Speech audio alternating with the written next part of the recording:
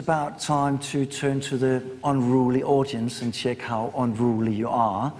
So anybody is up for a question? Got a question down there in the... Hello there, Laura Jackson from Bioregional. I was interested that you started to reflect on the global audiences towards the end of the discussion. So I think we've been very much focusing on UK audiences or perhaps Northern European audiences. And obviously sustainable consumption and production has a big global aspect. We're actually leading a campaign to try and embed sustainable consumption and production into the post-2015 global development, so what will replace the Millennium Development Goals.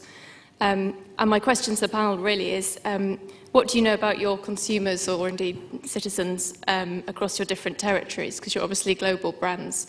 And are you picking up different trends, different needs? And I'm thinking in particular of the rising middle classes in emerging economies and the danger of preaching to people who actually need to be lifted up the sort of range out of poverty. Because sometimes preaching about sustainable consumption and production can go down quite badly. You talked a little bit about the difference between... For me, if I take sort of outside of Europe for a second, I look at somewhere like India. In India, there are so many startups that's basically a hotbed of different innovations and things that can be brought on the market. So I'm not sure it's about preaching to them to be more sort of, we're in Europe, you need to be more green in India, but it's about tapping into what works for the Indian consumer. Now, the first step is producing a car that they can afford. Okay, absolutely, no problem. But actually in doing that, you're using less material, you're using much more cheaper materials, things that are easier to produce in the ground in India for them. So I think the two can go hand in hand. In terms of different trends, I think we don't understand China well enough as a company, and I don't think many people understand China well enough and to understand what they're doing. They're doing more about environmentally efficient energy production than we are in Western Europe by a long, long way. The fact is they've got such a pace of it coming online that it looks to us as if it's horrendous. So we need to understand that a little bit better, but also understand the consumer. You mentioned in your introduction, I think, about sort of the Chinese consumer being more open to purchasing better goods and more sustainable products, and perhaps we're not providing them as brands, and we're not watching those trends well enough in places like China or in India. But you want to comment on that? Yeah, I think that it's quite interesting for us in IKEA. Obviously, we work in lots of very varied markets, and when you look at what consumers in the different markets are saying about what they want in terms of sustainable products and services, and then where they see IKEA in providing them, actually we have one of the biggest gaps in the UK. So the UK public tell us a very significant proportion of them want products and services that are more sustainable, but they don't see IKEA and other mainstream retailers as meeting them. So, there's a sort of cynicism and a distrust there, which perhaps in places like China and India, where we're about to expand it, we work in China at the moment and we will be working in India shortly.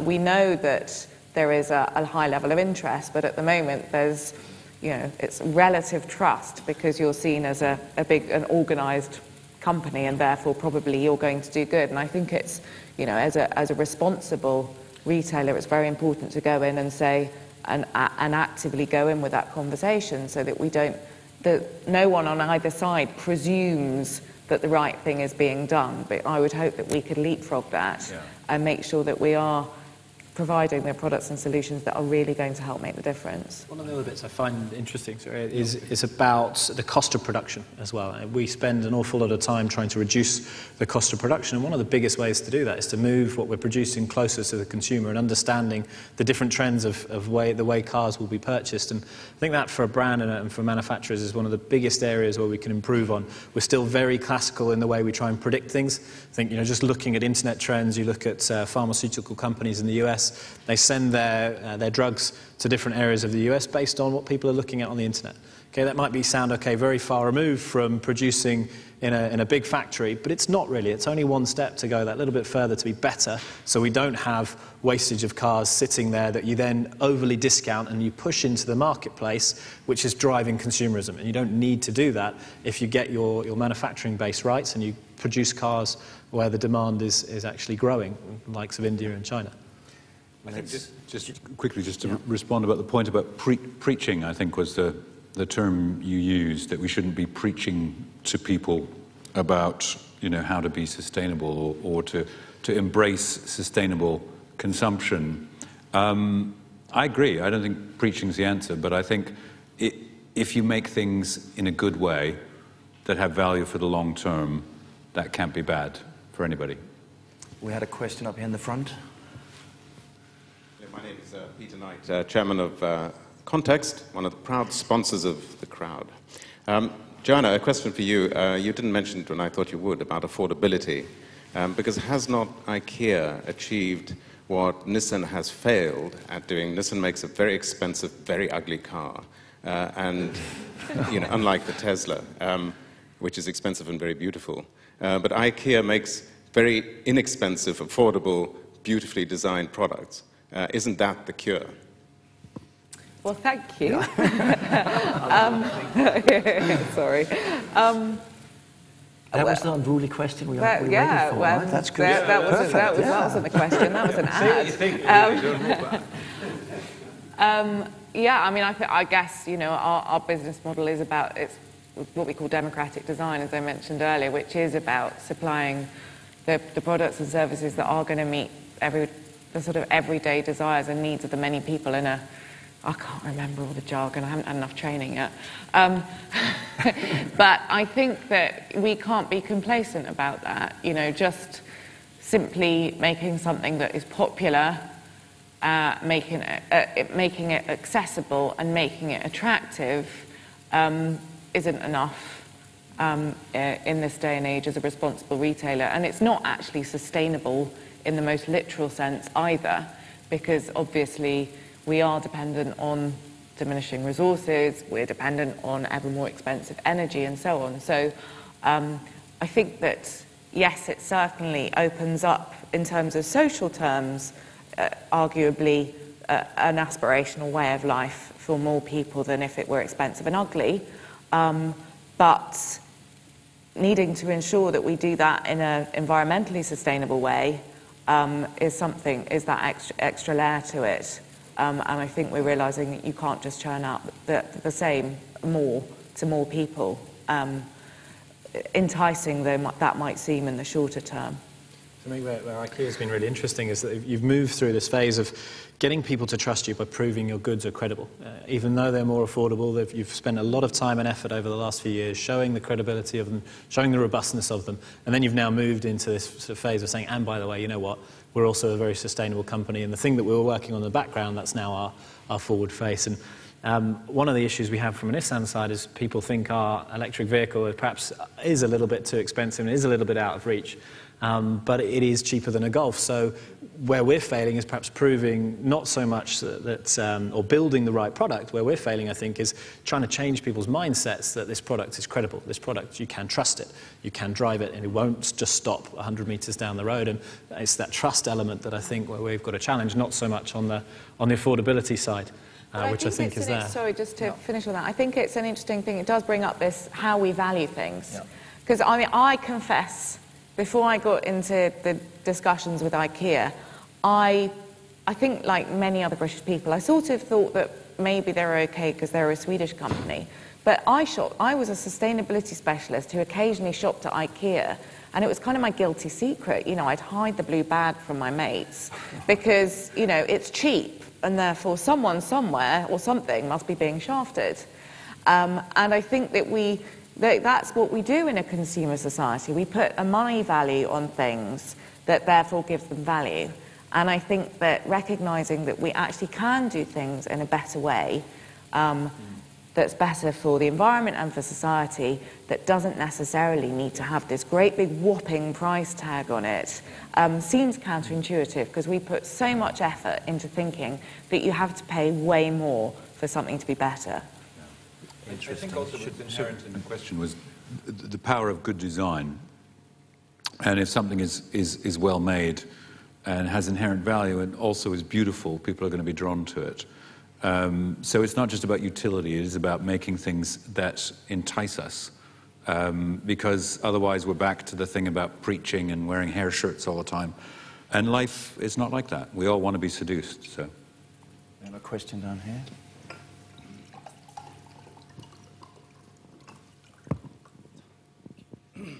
Simon Goldsmith from the University of Greenwich. Are we branding the wrong things? Should we be branding clean air, clean water, decent transport, health, community, these sorts of things that are the outcomes that we're really trying to achieve? And if we can brand those well, then all the other brands will seek to connect that. So we're kind of doing their job for them. Should we be really sort of turning it on its head in that case? Interesting question. Wow. I'm going to go with it and say, yeah, it feels instinctively right. I haven't got a clue how to do it, but I don't see why not. I mean, if we think about if you know, whatever definition of brand you want, it's about saying giving this stuff more meaning, helping it to connect with more people and giving it value, then yeah, we should. I guess there's always a danger point where if we invite the private sector in to do some of that, for example, we get to butt up against that other side of ourselves that we were talking about tonight, the citizen that says, hang on a minute, shouldn't water and air and electricity, stuff like that, shouldn't that be held in the Commonwealth? And then, you know, so you get into, I think, complicated areas. But I take the spirit of the question, which is we should put as much energy, creative energy, into making those things valuable. I think we need to do it as a society as well, not just as a collective of branding people. I mean, we have a chancellor who tells us that we have a choice between an economy and an environment. Yeah. At least you have a choice in England. You don't in France at the moment. So I think, you know, I think collectively recognising the interlinkage between biodiversity, clean air, the goods and services that the biosphere provides us with, and not seeing it as a duality. How one does that? Yes, I imagine that some of the wily arts of branding and our associated skills could be put to good use, but it's very pervasive in how we organise our society. I find the question quite sad in a way and indicative of why we're sitting here, I guess. It's a little bit frustrating to think, okay, to give things like air and water a better meaning, maybe we should brand them. You're probably right, maybe we should, but isn't it a little bit sad, and we need to sort of look at ourselves, I guess, a little bit more, as you said, as a society and say, come on, that's just wrong, that shouldn't be the case. We need to make sure that we're understanding their need and educating ourselves better, perhaps. But yeah, I'd find it a sad day if we moved in that direction a little bit too much. And it does open up for mass exploitation as well, I think, if you go in that direction and you start trying to give things like air and water a brand, a commodity, because then you start putting a bigger price tag on it as well.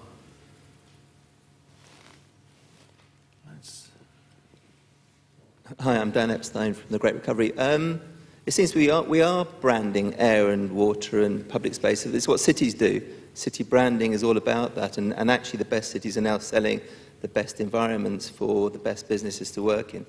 The question I have, though, is can more consumption globally, you know, and rapid increase in consumption plus greener consumption equal better? Good question.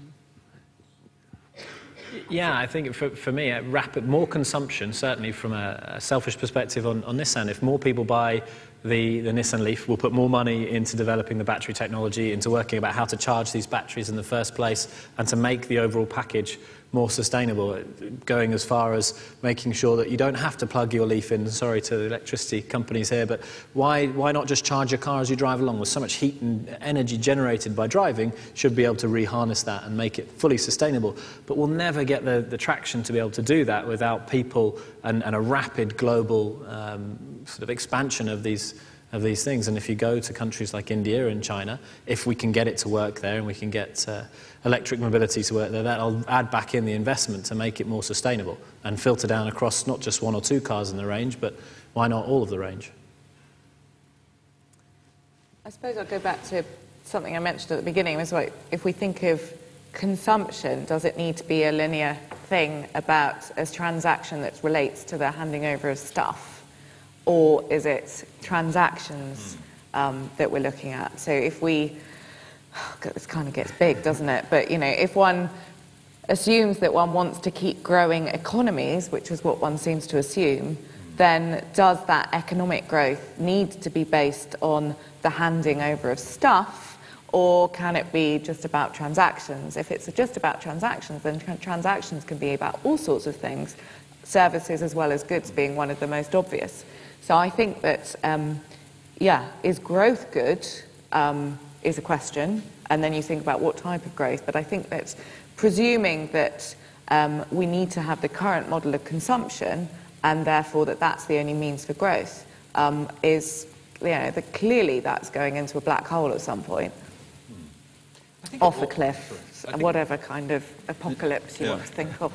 I think it just comes down to things that, you know, that are fundamentally good, that are adding something rather than taking it away. I mean, you know, on paper, turning people's experiences, human experiences, into a commodity that a brand can buy and sell and whack advertising around to get eyeballs seems inherently good, but actually can easily tip over into something a bit scary.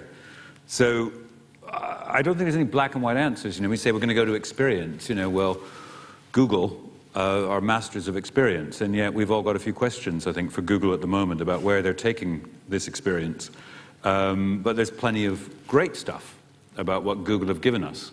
So it's not black and white. I wish it was, but I don't think it's black and white. We had somebody further down there. Oh, yeah. Hi, Gareth Rice from Telefonica O2. One of the things that we've been looking at recently in terms of brand and the citizen is what is it that makes the citizen trust and be loyal to the brands that they're loyal to, and we're getting some very interesting answers on that. But one of the consistent messages we're getting back is that one of the reasons why citizens trust the brands that they trust is because whatever angle they look at that organization, they get a consistent and constant message about, you know, the quality, the delivery, the experience of the product, and in essence the values of that organization. And I guess when I look at Nissan and IKEA, you can see that, you know, that those would be examples of brands that would likely have that same experience.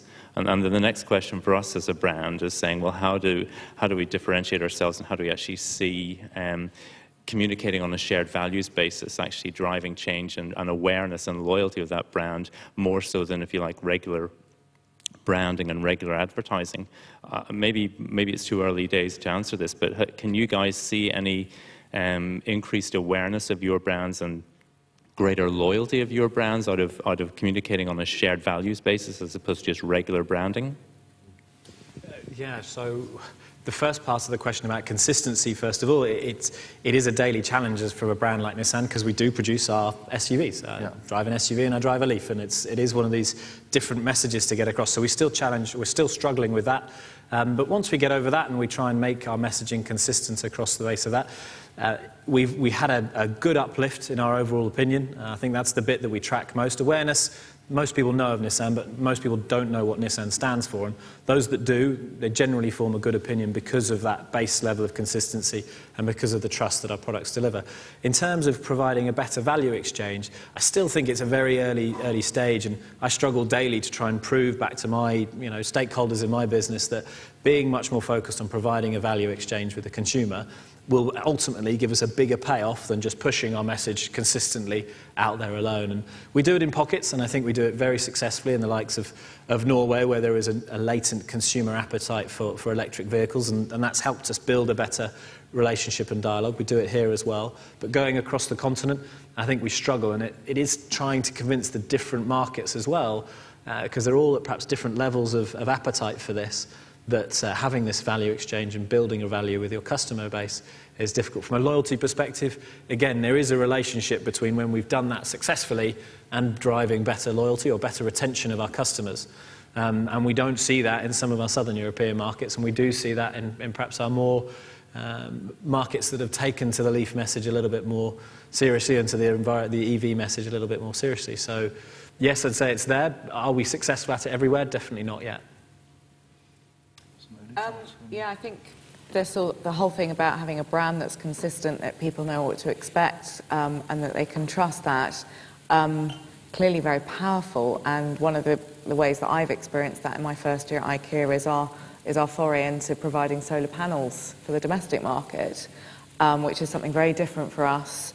And there are many reasons that we've done that, but we feel that we're able to provide a product at a price that makes it affordable, but also that the market research that we did identified 2 barriers to domestic PV in the UK. One is perceived cost, and one was worry about what happens next, and the sort of horror stories of, you know, cowboys that go under, and, you know, you've got these things on your roof, you don't know what to do next.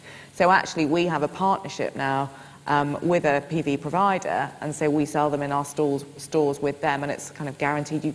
You know, you come to IKEA because you know that IKEA is still going to be there in 25 years' time when these PVs perhaps are nearing the end of their life. And so you see that that is the power of a consistent and predictable and accountable brand. But then actually when that relates to, we measure brand capital in terms of sustainability, we don't do very well on it in the UK. In fact, our brand capital over the last few years has been going down on sustainability, and we're amongst the lowest of our peers within IKEA in other countries. And I think that's going back to what I said earlier about we have a fairly mature market, and we're quizzical and a bit cynical in the UK, quite rightly. And so I think that it takes a lot to change that, and I think that we can only do that in partnership. We can't do that through just ads. We can't do that just by telling people. We can't do that just by asking people to trust us. We have to do that collaboratively. But interestingly, just lastly, we also measure internally, we have a thing called Voice, which is for all our co-workers annually, asking them about perceptions of the company. And again, on sustainability, we've been bumping along pretty sort of averagely for the last few years. And in the last year, since starting to be more vocal on these things and start being more engaging with things like that, the project that I told you about, the product-related project, we've suddenly gone up very dramatically. So in-house, our colleagues are starting to believe in this and to see it as genuinely something that we do as well as stand for, which is exciting. I think consistency is obviously very important and been talked about for many, many decades as a great brand attribute to have to drive loyalty. I think in the age we live in, integrity is probably as important as consistency, and the ability to stick up your hand occasionally and say, we screwed up and we're going to do something about it, is maybe even more powerful than kind of constantly trying to glide along and hope nobody notices. Yeah, it's interesting to say that with Toyota in the US, and we track these things quite closely, but their loyalty rates, their opinions plummeted after they didn't fess up, they didn't open it up, and now there's a rush for manufacturers to every single time there's a wobbly knob in your steering wheel, it's a full recall and cars come back, and you see these stories all the time in the press now, but it's sort of been stimulated by Christ. As a brand, we need to start being take that a lot more seriously, that consumers won't accept it, and quite rightly so. Yeah. There was a question in the back. Anna Simpson, editor of Green Futures magazine and author of the book The Brand Strategist's Guide to Desire.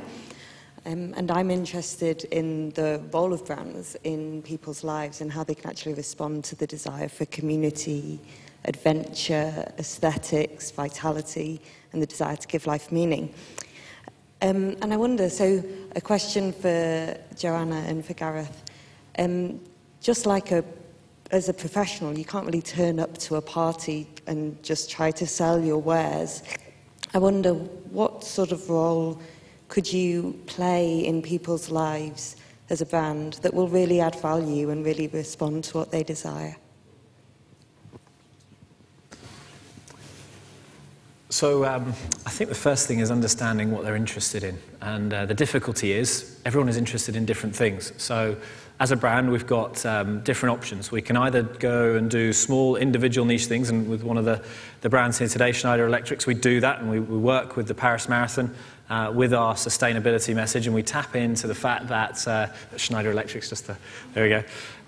Just the fact that we say, okay, these people are going to run for 26 miles. That's an awful thing to do to your body. How can we add some value back to them? And we do something very simple. They're running along the marathon, and we take a photo for them and allow them to share that with their family and friends for free and give them something a little bit back. And of course, on the other side of it, we get great branding opportunities. It's a really small, individual, niche thing to do, but we find things like that are incredibly powerful and give us so much more traction, not just socially, but through traditional PR routes. And then pushing that same message out there is a lot more credible to read in a newspaper or on a website article than it is just to see us saying, okay, here is our Nissan Leaf, here is our electric vehicle. So we find those really powerful. On the other side of it, we need to be doing things at scale. And a lot of the stuff we talked about creating value exchange, working one-to-one with the consumer, getting the scale in that is very, very difficult. So I won't go into it, but recently we've announced different partnerships and different sponsorships that are much, much bigger, and hopefully over the next year or so you'll start seeing those coming through, but done from a very different way than they've been done in the past, by looking at what is their passion point, how can we give them some value, how can we give them something that they wouldn't have had access to before, as a brand, to actually then buy that credibility and buy that trust in that space, rather than just saying, okay, we're going to badge the Champions League football with Nissan. Okay, we are, but then what else can we do to offer consumers watching their football match something of value and something they wouldn't have had for any other brand before? And that's the challenge, because scale and value exchange for me are the difficult bits. Do you have a short answer so we can have a last question from the floor afterwards? I guess our take on this is that it's this coming back to the wonderful every day, and it's just doing, I guess, what we've done always, but steering it more to a sustainable way of life, which is actually understanding our consumer, understanding their everyday needs and desires, and helping co-create solutions that are going to be able to meet those more sustainably. And there's a really nice, we have a little internal video that sort of helps explain this. And it says, you know, we'll leave the getting to Mars to the rocket scientists, but actually let's not devalue the everyday. You know, everyone has their fancy knickers and they have their everyday knickers. And surely the everyday knickers should be the really nice ones, because we wear them every day. We put a lot of time, effort and money into planning our 2-week holiday, but we don't focus on the everyday details of how to get the kids out the house early and get an extra 15 minutes in bed because everything runs so smoothly. So if we can help with our customers understand their everyday and then co-create solutions that make that better and more sustainable, I guess as a brand, that's where we see our value.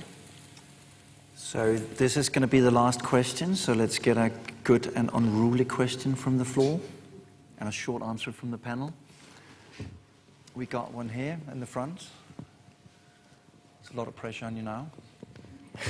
Hi, Charlie Ashford, Corporate Citizenship.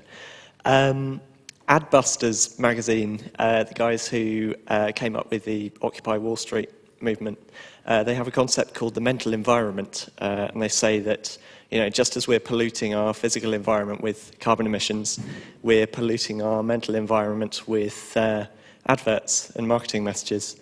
You know, our brand's part of the problem rather than the solution, and can we change that? Seems like to be very much in thread with the inspiration campaign we saw earlier, so a quick answer? Yes, they do pervade our everyday, and let's be very conscious of that, and let's take that responsibility very seriously and use that skill in communicating to do things positively rather than negatively. Sounds trite, but I believe that. Yes, we are definitely part of the problem, but you know what? You guys and us as consumers, we have much, much more control than we think, but we don't exercise it and we don't use it. And I think we should start learning to exercise what we let into our environment through those digital technologies that are out there and what we don't, because you can control an awful lot of the advertising that you're being hit with every day, and people don't. Yeah, and Calais used to be an ad man. I'm from Vancouver, so, you know, you got to take it with a pinch of salt. Good. Yeah.